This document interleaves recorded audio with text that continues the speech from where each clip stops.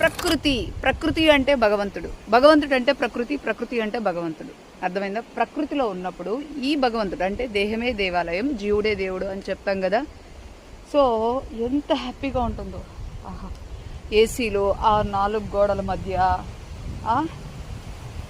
ఎప్పుడు ఇంకా బుర్ర ఏం పనిచేస్తుంది చెప్పండి? ఎప్పుడు 4 గోడల మధ్య ఉండే వాళ్ళకి బుర్ర పనిచేయదు. మనకి హీలింగ్ జరగాలి అంటే, మనం ఆరోగ్యంగా ఉండాలి అంటే నేచర్లో తిరగాల్సిందే. సో చూడండి,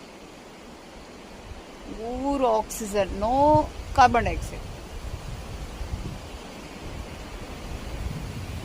వావ్,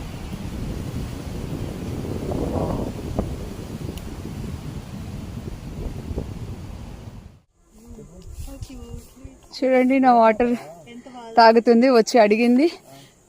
ఇంకా తాగు, ఇవన్నీ వేస్ట్ అయిపోతాయి.